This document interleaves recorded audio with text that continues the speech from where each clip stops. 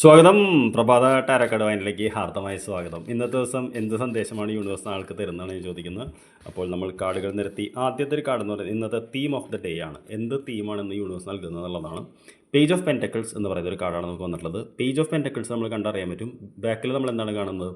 നല്ല ഒരു കൃഷിഭൂമിയാണ് കാണുന്നത്. കൃഷി ചെയ്യാനായിട്ട് അദ്ദേഹം നമ്മൾ എന്താ പറയുക, അതിങ്ങനെ പാടത്തിലൂടെ ട്രാക്ടറൊക്കെ ഉപയോഗിച്ചിട്ട് ഇളക്കിയിട്ടിരിക്കുന്ന പോലെ ഇളക്കിയിട്ടിരിക്കുകയാണ്.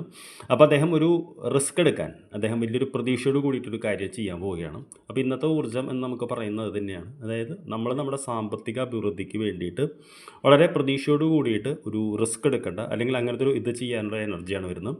അപ്പോൾ തീർച്ചയായിട്ടും സാമ്പത്തികമായിട്ട് നല്ലൊരു ഭാവിക്ക് വേണ്ടിയിട്ട് താങ്കൾക്ക് അടുത്ത് തന്നെ അതിങ്ങനത്തെ ഒരു തീരുമാനമെടുക്കാവുന്ന ഒരു ഊർജ്ജമാണ് ഇതിലേക്ക് വരുന്നത്. ഇത് ഇന്ന് തന്നെ വരണമെന്നില്ല, ചിലപ്പോൾ 2-3 ദിവസം കൊണ്ട് വരാം. എന്ത് ഗൈഡൻസാണ് നമുക്ക് യൂണിവേഴ്സ് തരുന്നതെന്നാണ് ചോദിക്കുന്നത്. ഇങ്ങനെ ഒരു അവസരം നമുക്ക് വരും. ഗൈഡൻസ് എന്ന് പറയുന്നത് 4 ഓഫ് കപ്സ് എന്ന് പറയുന്ന ഒരു കാർഡാണ്. 4 ഓഫ് കപ്സ് എന്ന് പറയുന്നത് നിങ്ങൾ വളരെ സൂക്ഷിച്ച് നോക്കിയാൽ കാണാൻ പറ്റും. രാമായണത്തിൽ മന്ദര എന്ന് പറയുന്ന ഒരു ക്യാരക്ടറുണ്ട്. സമാനമായ രീതിയിലുള്ള ഒരു കറുത്ത വസ്ത്രം അണിഞ്ഞിരിക്കുന്ന ഒരു സ്ത്രീനെ കാണാം. അതായത് നമുക്ക് ഉപദേശം തരാൻ വരുന്നതിൽ ഒരാളെ നമ്മൾ വിശ്വസിക്കാൻ പാടില്ല എന്നുള്ളതാണ്. അതായത് ഇന്ന് നമുക്ക് ഉപദേശം തരുന്ന ഇതിൽ ഒരാൾ നമ്മളെ ചീറ്റ് ചെയ്യാൻ സാധ്യതയുണ്ട്. അതുകൊണ്ട് be careful from whom you take your advice എന്നുള്ളതാണ്. ഇതാണ് നമ്മളിരിക്കുന്നത്. നമ്മളിവിടെ ഇന്നസെൻ്റ് ആയിട്ടിരിക്കുകയാണ്, നമ്മൾ തോഴിമാരോട് ഇരിക്കുകയാണ്. അപ്പോൾ അൾട്ടിമേറ്റ്ലി നമുക്കറിയാമല്ലോ, ഇന്നത്തെ ദിവസം ഈ പണവുമായിട്ട് ബന്ധപ്പെട്ട് ആരെങ്കിലും പാർട്ട്ണർഷിപ്പ് അതുമായിട്ട് ഇതൊക്കെ വരികയാണെങ്കിൽ ഒരാൾ പറ്റിക്കാൻ സാധ്യതയുണ്ടെന്നുള്ളതാണ് യൂണിവേഴ്സ് നമുക്ക് മുന്നറിയിപ്പ് തരുന്നത്. അതുകൊണ്ട് താങ്കൾ സൂക്ഷിച്ച് ഫിനാൻഷ്യൽ കാര്യങ്ങൾ ഡീൽ ചെയ്യുക എന്നാണ് പറയുന്നത്. അപ്പോൾ അതിനർത്ഥം മാറ്റി വയ്ക്കേണ്ട എന്നുള്ളതല്ല, അവർ ബി കെയർഫുൾ എന്നുള്ളതാണ്. നമുക്ക് എന്ത് പ്രതീക്ഷിക്കാം, എന്തിനാണ് ഫോക്കസ് ചെയ്യണമെന്ന് ചോദിച്ചപ്പോൾ നമുക്ക് എന്ത് കാർഡാണ് വന്നിരിക്കുന്നത്?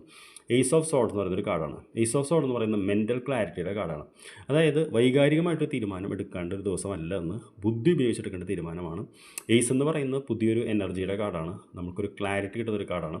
അപ്പോൾ തീർച്ചയായിട്ടും നിങ്ങൾ കണ്ടറിയാൻ പറ്റും, ഈ ഒരു സിറ്റുവേഷനിൽ ഇയാൾ ശങ്കിച്ച് നിൽക്കുകയാണെങ്കിൽ നമ്മൾ ക്ലാരിറ്റി എന്ന് പറയുന്നത് ഇവിടേക്ക് എത്തുന്നതാണ് പറയുന്നത്. I wish you good day. നമുക്ക് വൈകിട്ട് കാണാം. Thank you for watching.